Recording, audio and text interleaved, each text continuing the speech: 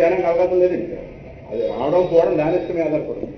కనుక ప్రాణధర్మం, ప్రాణాన్ని తెలియని ధర్మం ప్రాణాన్ని. కాబట్టి పేషెంట్ ఆపరేషన్ చేయించుకున్నాడంటే ప్రాణం దూతంగా ఆయే దూతం. తెలివైన ధర్మం ఎవరు? ఎందుకంటే నేనున్నాను అనే జ్ఞానం ఉంటుందిగా మనకి. నేనున్నాను అనే జ్ఞానం ఉంది కాబట్టి చెప్తున్నాం నేనున్నాను.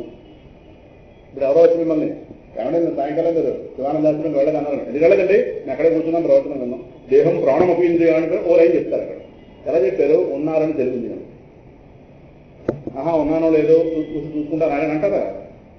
వాడి మీద పడితే సమాధానం చెప్తారు. ఏమి తెలివి ఉంది కాబట్టి, మీరు ఉన్నారని తెలివి ఉందిగా. ఈ తెలివి ఎవరికి సంబంధించింది? వాడు ఏదో జరిగితే ప్రాణానికి సంబంధించింది కాదు. కనుక ఈ తెలివి ఎవరిది? మనకు. ఓ పెట్టి ఎక్కడికి మనసు ఇష్టాలు ఉన్నాయి. ప్రవచనం అంటే నచ్చింది కాబట్టి తీసుకెళ్ళింది. ప్రవచనం నష్టపోతే పెట్టబోతుంది. కనుక ఇష్టము అయిష్టము, సుఖ దుఃఖాలు అనుభవించడం, భోక్తృత్వం, కర్తృత్వం, నేను చేస్తున్నాను, నేను అనుభవిస్తున్నాను, ఇది నాది, ఇది నీది అనే భావాలు ఎవరివి? ఈ మనస్సు వల్లే చేతనత్వం వస్తుంది. కాబట్టి అనస్థీషియా మనస్సు నాపడానికి, దేహం ప్రాణం నాపడానికి కాదు. మనసు లోపల ఆ థాట్ ప్రాసెస్ని టెంపరీగా అనకూడదు. అప్పుడు ఆపరేషన్ చేయడానికి కుదురుతుంది. మళ్ళీ మత్తు కాస్త పెరిగిన తర్వాత ఆలోచన ఉంటుంది. ఆలోచన ఆపడానికి అనస్థీషియా అది వెళ్ళే మనస్సు మీద ఒక రకమైనటువంటి స్తబ్దతను తీసుకొస్తుంది థాట్ ప్రాసెస్ దగ్గర. అందువల్ల వాడికి ఆ చలనం ఉండదు ఒంటి మీద. అలా కాస్త ఆపరేషన్ అవుతుంది, తెలియవచ్చిందో తప్పు. సరేనా? అందువల్ల ఈ నేను అనేది నేనున్నానని తెలివి నాకు ఉంది కనుక, ప్రాణం తెలివి లేని వస్తువు కనుక, ప్రాణాన్ని కావాలంటే మనం నిరోధించగలం కనుక ప్రాణాయామ ప్రక్రియతో దానికి ఒక ఆలోచన చేస్తాం. నేను ప్రాణాయామం చేయాలి, కూర్చుంటున్నాం అంటే దాన్ని బట్టి ప్రాణాన్ని నిరోధిస్తున్నాం లేదా? కుంభకం, రేచకం, పూరకం అంటే ఆ ఆలోచన చేసే మనసు ఉత్కృష్టం, ప్రాణం నికృష్టం. ప్రాణం ఎవరి కంట్రోల్లో ఉంది? మైండ్ కంట్రోల్లో ఉంది. కాబట్టి ప్రాణాయామం చేయగలుగుతున్నాం కదా. అందువల్ల వాడు అనేది ఏంటంటే నేనంటే మనస్సు రా అన్నాడు వాడు. ఇంకోటి వచ్చి నడిచి నీ బుద్ధి ఉందా లేదా? అసలు అది బుద్ధి ఉందా లేదా? ఎందుకంటే మనస్సు సంకల్ప వికల్పాత్మకం. బోల్డ్ సంకల్పాలు చేస్తుంది, బోల్డ్ వికల్పాలు చేస్తుంది. నిర్ణయించేది అవుతుంది కదా. మనం ఎంతసేపు ఆలోచన చేయడం ఒకటే కాదు, ఒక నిర్ణయానికి కూడా వస్తున్నాం. నేను నిన్ను అనుకున్నానండి, ఈ నిర్ణయానికి వచ్చానండి. నిర్ణయాత్మక శక్తి బుద్ధికి సంబంధించి కనుక నేనన్నది మనస్సు కాదురా, బుద్ధి బుద్ధి బుద్ధి అని ఒకటి పెట్టేది. ఓ పెట్టేది. ఎక్కడి నుంచి బయలుదేరి మర్చిపోకండి. దేహం, ఇంద్రియాలు, ప్రాణం, మనస్సు, బుద్ధి. ఈ బుద్ధి దగ్గర ఒక సిద్ధాంతం బయలుదేరింది, క్షణిక విజ్ఞానవాదం. చెప్పుకుంటూ నవ్వుతాము సరే. ఇటువంటి వాడు కూడా బయలుదేరే సంప్రదాయంలో వీళ్ళందరూ బుద్ధుడు శిష్యులు. వీళ్ళు బుద్ధుడు శిష్యుల్లో ఒక శాఖ క్షణిక విజ్ఞానాత్మవాదుడు, గౌతముడు శిష్యుడు. ఆ శాఖకి ఎవడు ప్రధాన గురువు అంటే యోగాచార్యుడు. వాడు ఏమంటాడంటే ఇక్కడ చలాం బుద్ధి మన పదం అవుతుంది, చలించే బుద్ధి. చలించే బుద్ధి వాడు ఏమంటాడంటే చలాం బుద్ధి అంటే ఇప్పుడు ఏదైనా మీరు వస్తువుని చూస్తున్నారు అనుకోండి, అంటే వాడు చెప్పింది ఇది. ఇప్పుడు మీ బుద్ధి ఉంది, ఇప్పుడు మీ బుద్ధి ఉంది. మీ బుద్ధి లేకుండా వస్తువు పడుకొచ్చి పెట్టాం, లేదా ఒక పుష్పం పడుకొచ్చి పెట్టాం అనుకోండి. వాడు ఏమంటాడంటే పుష్పం ఎప్పుడు ఎదురకుండా వచ్చిందో బుద్ధి పుష్పం రూపంలో మారిపోయింది అంటారు. ఇది అనేది బుద్ధి ఏ వస్తువు అయితే ఎదుర్కొండ రమణమ్మ గారు ఎదుర్కొంటున్నారు, రమణమ్మ గారిని ఎదుర్కొండ రాగానే రమణమ్మ గారి రూపంలో మారిపోయింది కదా బుద్ధి. మరి అనురాధ గారు వస్తే ఆవిడ రూపంగా మారిపోయింది, ఈవిడ వస్తే ఈవిడ రూపంగా మారిపోయింది. అంటే బుద్ధికి స్థిరత్వం లేదు. ఎదురుకుండా ఏదొస్తే దాని రూపంలో మారుతోంది కాబట్టి జ్ఞానం కలుగుతోంది అంటాడు. అంటే మీకు ఒక ఉదాహరణ చెప్తాను. టీ కప్పులో టీ పోసాం అనుకోండి, టీ కప్పులో టీ అంటే బుద్ధిలోకి జ్ఞానాలన్నీ వెళుతున్నాయి. ఇది కదా మనం చెప్పింది. వాడు అనేది ఏంటంటే టీ కప్పులో టీ పోవడం ఎటువంటిదంటే టీ కప్పు టీ రూపంగా మారింది అంటాడు వాడు. నవ్వడానికి ఎందుకన్నా ఇంకా కామెడీ మ్యాటర్ ప్రపంచంలో లేదా తెలియదు. కానీ వాడు చెప్పిందంటే బుద్ధి చలిస్తోంది ప్రదక్షిణం, క్షణిక విజ్ఞానం. అంటే ఏది మీ ముందు వస్తే అదే బుద్ధి రూపం అయిపోయింది సార్. కాబట్టే వస్తువులు గుర్తిస్తున్నారని చెప్తాడు వాడు. అది ఆయన గారు చెప్పింది అది. అందులో బుద్ధికి స్థిరత్వం లేదు సార్.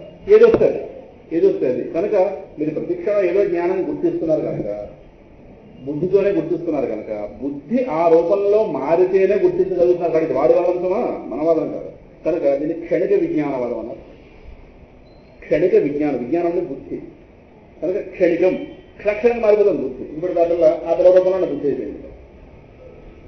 ఇది ఏదో ఆలోచించకపోతే ఏదో ఒక సిద్ధాంతాలు అయిపోతే కానీ కొద్దిగా ఆలోచిస్తే ఇదే కనుక అనుకోండి, బుద్ధి ఏది వస్తే అది ఇలా మారిపోయే పద్ధతి అయితే గతస్మృతులు ఎక్కడి నుంచి వస్తున్నాయి? గతం జ్ఞాపకాలు ఉన్నాయి కదా, బుద్ధి మారిపోతుంది. ఆ వస్తువు వెళ్ళిపోగానే బుద్ధి మళ్ళీ ఇంకో వేషం వేస్తుంది కదా. మీకు గతం ఎలా జ్ఞాపకం వచ్చింది? నేను అనురాధ గారిని ఆలయంలో చూశాను, ఎలాగా ఎక్కడ జ్ఞాపకం? ఆ బుద్ధిగానే జ్ఞాపకం ఉంది. బుద్ధి నిరంతరం మార్పు చెందిపోతే గతాన్ని అలా జ్ఞాపకం పెట్టుకుంటుంది. వాడు చెప్పింది ఇది, మీరేనే వేరు, మీకు ఎంతమంది నవ్వాలి చూడండి. మనకి ఏమాత్రం తెలిసినట్టు మనం నవ్వాను. ప్రతిక్షణం మార్పు చెందేది ఎలా గుర్తిస్తుంది? మెమొరీస్ ఎక్కడి నుంచి వస్తాయి? మెమొరీస్ ఉన్నాయా? మెమొరీ అంటే గతంలో జరిగిందనే కదా. ఒకటి మారకుండా ఉంటేనే మారే వాటిని తెలుసుకునే అవకాశం ఉంది, మళ్ళీ చెప్పే అవకాశం ఉంది. నిరంతరం మార్పు చెందిపోతుంటే వాడు చెప్పేది అది అంటే బుద్ధి మారటం లేదని కాదు, వాడు చెప్పేది విషయం ఏది వస్తే ఆ వేషంలో మారిపోతుంది అంటాడు. ఇంకా రోజుకి 40 రకాల బుద్ధి మారుతుంది. ఆయన గారు సిద్ధాంతం చలాం బుద్ధి, చెలించే బుద్ధి. కనుక ఈ చెలించే బుద్ధి నేను అన్నాడు. సిద్ధాంతం కాదు, నేను వదిలేదు, ఇక్కడ సరిపోయింది. ఇంకోటి పైకి వెళ్ళాడు. ఆ బౌద్ధ సిద్ధాంతంలో ఇంకోటి బయటకు వచ్చాడు. వాడనొచ్చి లేదది చలించే బుద్ధి ఏంటి కాదు. ఈ బుద్ధి లేని స్థితి, ఇప్పుడు బుద్ధి దాకా వచ్చాం. బుద్ధి సుపీరియర్. జాతి గుర్తుపెట్టిన ఒక్కొక్కడిని జయించుకు వస్తున్నారు. ఓ మల్లయోధుల పోటీ అనుకోండి. ఓ మల్లయోధులు, ఓ మల్లయోధులు. వీడు వాణ్ణి, వాడు వాణ్ణి, వీడు వాణ్ణి. దేహాన్ని ప్రాణంగా కొట్టాడు, దేహాన్ని ఇంద్రియాలుగా కొట్టాడు, ఇంద్రియాలు గారిని ప్రాణం కొట్టింది, ప్రాణాన్ని మనసు కొట్టింది, మనసుని బుద్ధి కొట్టింది, చెల్లించే బుద్ధి. ఇప్పుడు ఈ బుద్ధి కాదు. అందులోనే శూన్యవాదులు, బౌద్ధంలో 2 శాఖలు బయలుదేరాయి. క్షణిక విజ్ఞానాత్మవాదులు, శూన్యవాదులు. శూన్యవాది, శూన్యం ఆఖరిలో శూన్యం ఉంది కదా. దీనికి ఈ శాఖకి గురువు ఎవడంటే మాధ్యమికుడు అనేవాడు గురువు. వాడంటాడు, ఎంతసేపు మెలకు గురించి మాట్లాడుతున్నాం, అలాగా బుద్ధి మారింది, మారే బుద్ధి. రాత్రి గాఢ నిద్రలో, ఎక్కడి గాఢ నిద్రలో 2 సినిమా మొత్తం గాఢ నిద్రలో మారిపోతుంది. గాఢ నిద్రలో బుద్ధి లేని స్థితి ఉంది. బుద్ధి ఉంటేనే విషయ జ్ఞానాలు తెలుసుకుంటాను.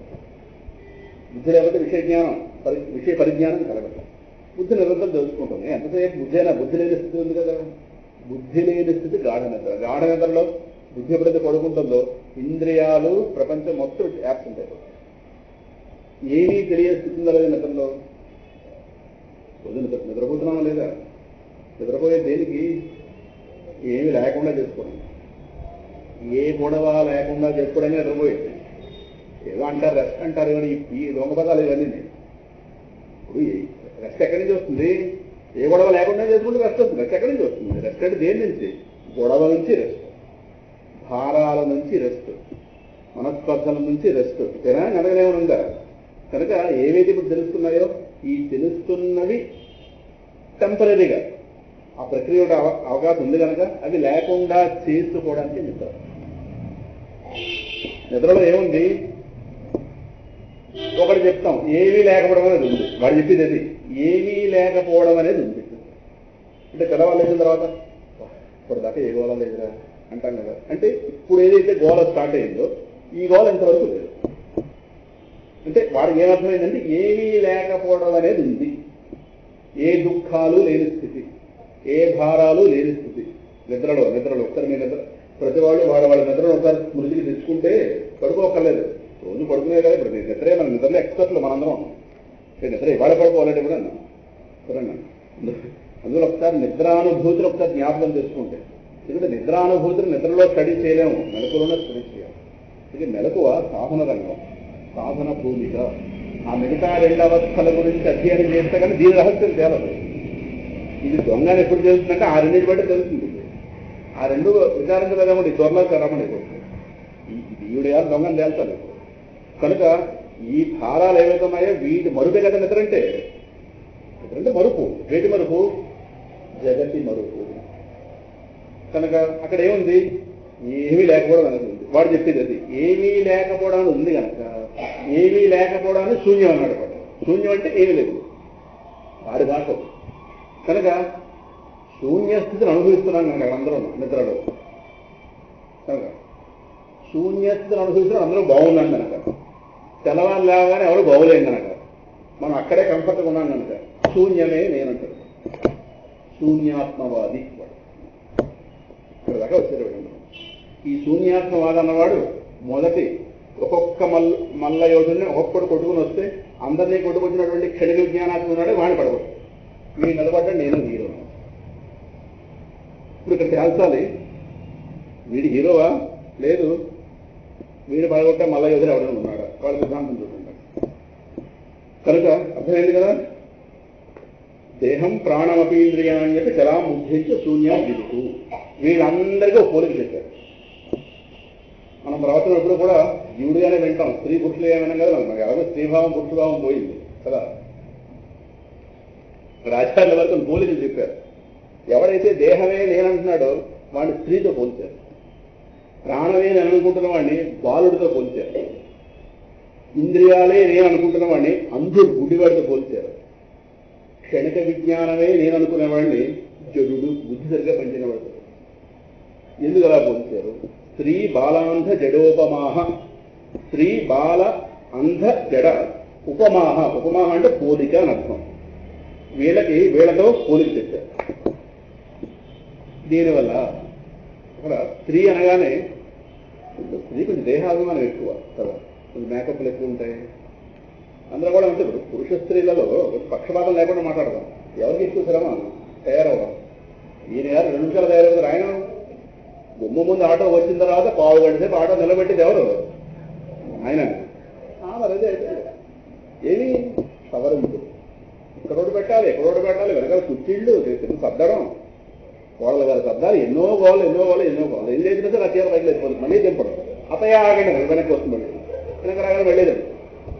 నానాగందరగోళం, వివత్సం. కారణం దేహాభిమానం కలవారు. కనుక ఎవరైతే దేహం నింద ఆగిపోయాడో వాళ్ళకి స్త్రీలతో నిలిచిపోయాడు. దేహభ్రాంత.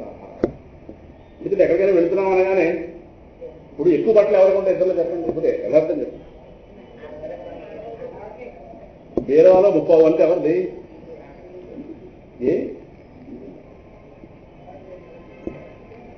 కదా, ఆయన పండగ పట్ల అవునండి, అట్లా పండగ పట్టలేదండి అంటాం. మరి ఇటో లక్ష్మీ వ్రతం, ఏకాదశి, ద్వాదశి, సంక్రాంతి ముందు వెనక ఎన్నో. ఆ పక్షి కూడా చేత ఈ పక్షికో 8 జతలు. మరి ఇందులో ఎన్ని మ్యాచింగ్, వాళ్ళకే ఎక్కువ మ్యాచింగ్లు వస్తాయి కదా. ఎక్కువ రకరకాలు అవన్నీ కూడా వాళ్ళకే. ఈయనకేమో అదే ప్యాంట్, అదే రంగు, అదే షర్ట్. మహా అయితే చిన్న డిజైన్ మారుతుంది, వాళ్ళకి ఎన్ని డిజైన్లు. ఆ డిజైన్లు మార్చడం బట్టి మరి కోరికలు బయలుదేరుతాయి కదా. మొన్నకే తీసామని కానీ ఆల్రెడీ అందులో షేడ్ చూడనట్టు ఇది తిప్పితే ఇలా ఉంది, ఇది తిప్పుతా. ఆ షాపులో ఎలా ఉంటుంది, ఇటుకు వచ్చి ఎలా ఉంటుంది. ఆ లైట్లు వేరండి. రమణ గారు అలాంటి లైట్లు పెట్టిస్తాడు అక్కడ, పెట్టింది కానీ కొంటాం. ఇది రాగానే ఎవరు అలా కనిపించట్లేదు, అదే భ్రాంతి. తిరిగి మళ్ళీ వస్త్రాలు ఒకసారి షాపు చేయడానికి మళ్ళీ తీసుకోబడవు అని బోర్డు రాస్తాడు. అది కట్టడమే అడగదు కదా. అందువల్ల భ్రాంతి ఆ మాత్రం అర్థమైంది. కనుక స్త్రీలని దేహమే ఆత్మ, దేహం దగ్గర ఆగిపోయిన వాళ్ళని దేహాభిమానం అక్కడ ఆపారు. రెండోది ప్రాణాత్మవాదులు, రెండో ఓడోమెటిక్. అసలు వాస్తవానికి అదే ప్రాణాత్మవాది అనుకుందాం. రెండో ఈ ప్రాణాత్మవాది పిల్లలతో పోల్చారు. పిల్లలకి ధైర్యం ఎక్కువ. అది ఈ కాలం వాళ్ళు కదా, ఆ కాలం వాళ్ళు. ఈ కాలం వాళ్ళు వీళ్ళ చూసి ఇంట్లో వాళ్ళు భయం, అది వేరే సంగతి. ఎందుకంటే వాళ్ళకి ఏది మీద వచ్చేస్తుందా ఏడా అన్నది. అందుకే భయం ఉంటుంది కాబట్టి ప్రాణం మీద తీపిన వాడు భయం ఉంటుంది. కనుక అలా పోల్చారు. మూడోది ఇంద్రియాత్మవాది, ఇంద్రియ దగ్గర ఆగిపోయిన వాడు, వాళ్ళని గుడ్డివాడితో పోల్చారు. ఎందుకంటే గుడ్డివాడికి ఒక ఇంద్రియం ఉండదు. సరేనా? ఇంద్రియాభిమానులు ఎవరైతే ఉన్నారో, కన్ను లేని గుడ్డివాడు, కన్ను లేని కారణం గుడ్డివాడైన వాడు అంధుడు. వీళ్ళు ఈ ఇంద్రియాలే ఆత్మను ఆగిపోయిన వాడు కళ్ళున్న గుడ్డివాళ్ళు అని చెప్తారు. కళ్ళున్న కపోతులు. సరే, అందువల్ల వీళ్ళని ఇలా పోల్చారు. తర్వాత జడుడు, బుద్ధి జరిగే పనిచేయని వాడు జడుడు. అదే క్షణిక విజ్ఞానాత్మ. వీళ్ళని ఈ క్షణిక విజ్ఞాన ఆత్మ వాళ్ళు జడులతో పోల్చారు.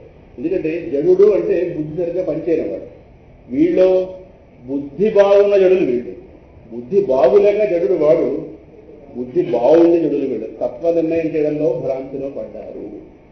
కళ్ళున్న గుడ్డివాళ్ళు ఇంద్రియాత్మవాదులు, సరేనా? బుద్ధి బాగున్న జడులు క్షణిక విజ్ఞానాత్మవాదు. కనుక స్త్రీ బాల అంధ ఉపమాహ పోలిక. వీళ్ళు ఏమంటారంటే అహమితి భ్రాంత భృసం వాదిన. ఏదైతే పైన దేహము, ప్రాణము, ఇంద్రియాలు, చలాబుద్ధి, శూన్య, వీటిని నేను అని భ్రాంతితో నేను అని భృశం వాదిన చాలా గట్టిగా వాదిస్తుంటారు.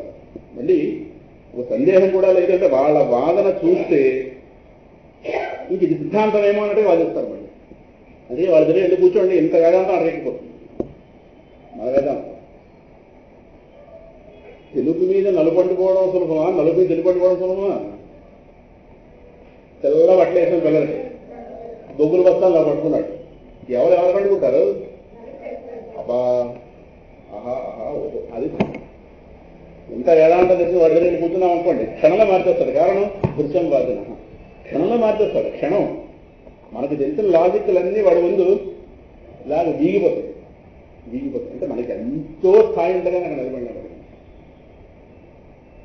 వాడి ముందు వాదించాలంటే చాలా స్థాయి ఉండాలి.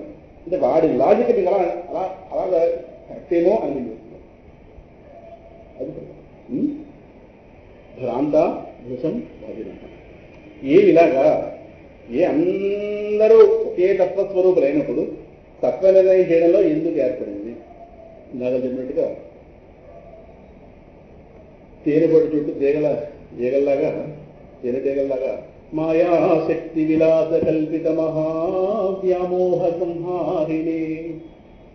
మాయాశక్తి విలాసము, మాయాశక్తి యొక్క విలాస లీల.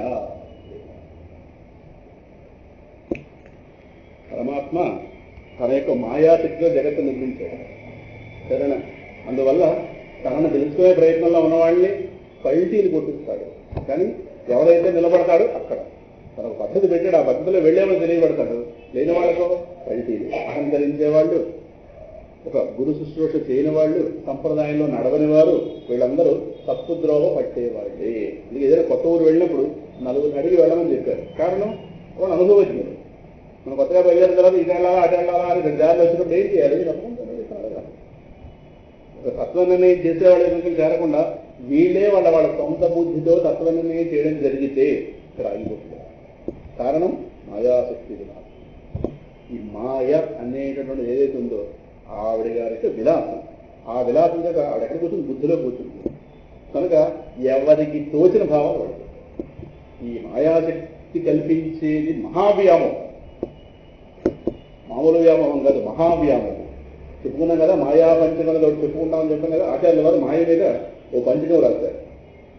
మాయ యొక్క స్వరూప స్వభావాల మీద ఆవిడ యొక్క ఇది ఏ విధంగా తప్పుద్రోవ పట్టిస్తోంది, ఏ విధంగా వాళ్ళ చేత ఒక తప్పుడు నిర్ణయాలకు వచ్చే రీతిగా ఆవిడ చేస్తోంది అనేటటువంటి దాన్ని ఇక్కడ మాయా పంచకం అనేటువంటి స్తోత్రంలో ఆచార్యుల వారు 5 శ్లోకాలు కూడా ఒకసారి చెప్పుకుని అప్పుడు కాస్త ముందుకి వెళదాం. చెప్పుకోవడం వల్ల ఒక అవగాహన వస్తుంది. అది ఇందులో ఉండవు, ఇక్కడ ఉంటుంది. ఘటనా పటీయసి మాయా అనేటటువంటి ఒక మకుటంతో నడుస్తుంది. నిరుపమ నిరంసకేపి అఖండే మయిచితి సర్వ వికల్పనాది శూన్యే ఘటయతి జగదీశ భేదభావం తు అఘటితం ఘటనా పటీయసి మాయా. మనం మొదటి నుంచి ఒక మాట చెప్పుకుంటూ వస్తున్నాం. పరమాత్మ ఆయనకి విరుద్ధమైన లక్షణాలు కలిగిన దానిగా సంసార వ్యవస్థ తయారు. ఈ మాట జాగ్రత్త. అదే ఈ స్తోత్రానికి బీజం.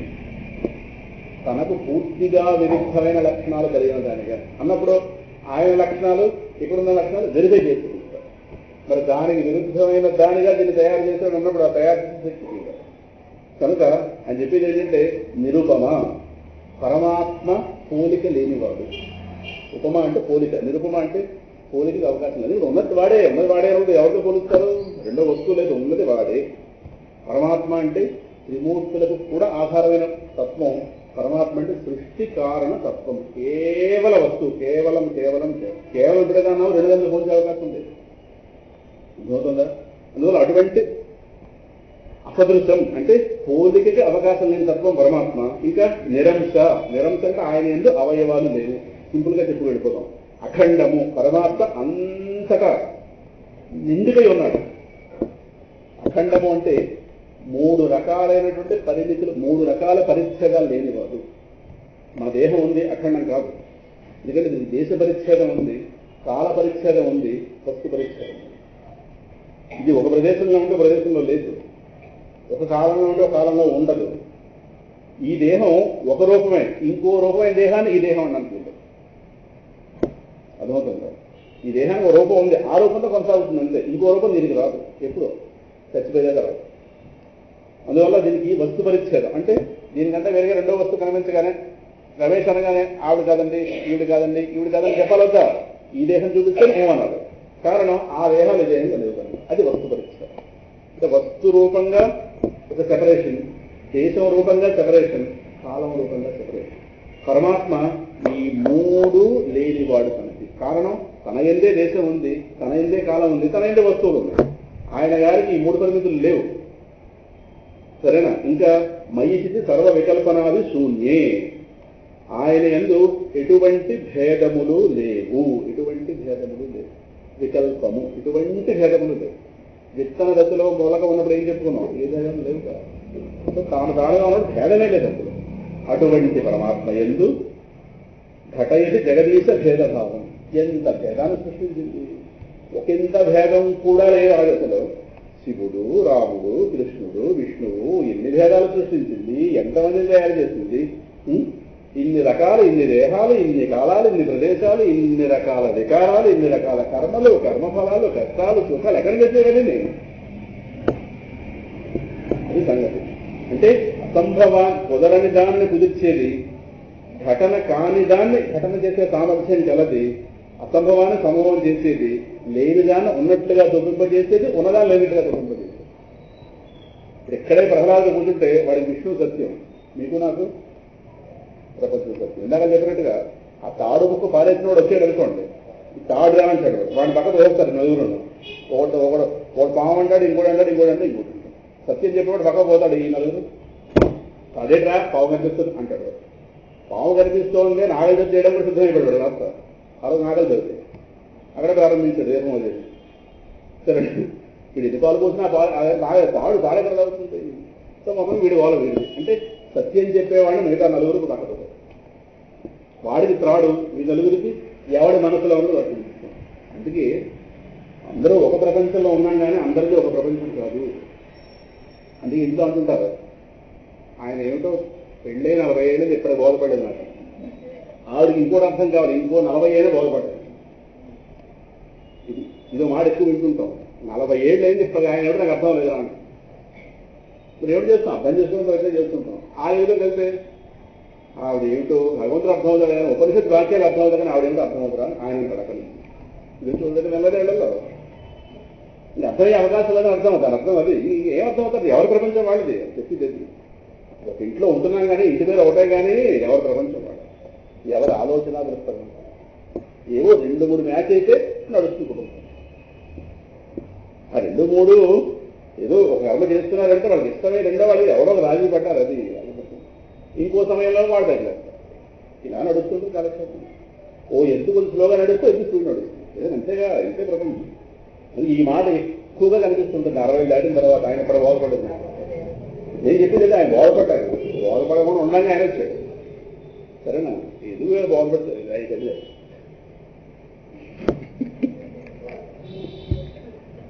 మీరు సత్యాలు ఇవన్నీ మీరు చెప్పడమే చెప్తుంటాం కనుక ప్రహ్లాదుడు ప్రపంచం సత్యం. ఎందుకంటే వాడు తాళం చూసేది నలుగురు చూడండి వీళ్ళందరూ ఎవరు అంటే ఉన్నదాన్ని లేనట్టు చూపించిందా లేదా, అక్కడ లేదని అన్నట్టు చూపించింది. సత్య దర్శనం కానప్పుడు సత్యం కాని ఇలా చెల్లైంది. అంటే కేవలం అజ్ఞానం ఒకటే కదా, అజ్ఞానంతో ఆగేది కాదు, విపరీత జ్ఞానం పెడతారు. ఈ విపరీత జ్ఞానంలో ఎవడు మాట్లాడేవారు మాట్లాడతారు. అందుకే ఎవరి మనోప్రపంచం వాళ్ళకు ఉంటుంది. వాళ్ళ మనస్సులోనే ప్రపంచాన్ని చూస్తారు.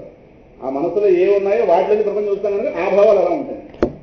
ఏ ఇద్దరి మనోప్రపంచం ఒకటి కాదు ఈ ప్రపంచంలో, కుదిరే అవకాశం లేదు. ఇది ఈ సృష్టిలో అది ఇంపాసిబుల్, ఎవరి ప్రపంచం వాళ్ళు. అందుకే ఇది అర్థమై దిగితే రంగంలో ఏమోలేదు, ఇది అర్థమైతే కాదు. అందుకే పొద్దులండి సభల్లో వెళ్ళేందుకు. అందువల్ల అఘటిత ఘటనా సామర్థ్యం మరి చాలా జ్ఞానాలు కలిగించి దింపాలి రంగంలో. చాలా జ్ఞానాలు కలిగించాలి ప్రాథమికంగా. దిగేగా నేర్చుకునే అవకాశం లేదు, ఏది రియాక్షన్ చాలా జ్ఞానం. దీనికి ఇంకొక వ్యక్తితో చేరడం అంటే వాళ్ళ మనోభావాలు, వాళ్ళ ప్రారంభాలు, వాళ్ళ సంస్కారాలు చాలా ఉంటాయి. అవన్నీ పెళ్లి చూపులతో కనిపించవాలి, తర్వాత తెలుస్తుంది. అప్పుడు ఈనేడు బడికి రావా, మరి అప్పుడు అక్కడ ఇంకవాలి. సో ముందు అవగాహన పొంది దిగాలి. దిగితే అప్పుడు ఓహో ఇలా ఉంటుంది అని ఒక ప్రాథమిక జ్ఞానం ఉంటుంది, దిగితే అప్పుడు అది అర్థం కాక వాళ్ళు చాలా మంది 3వ రోజున విడిపోతున్నారు.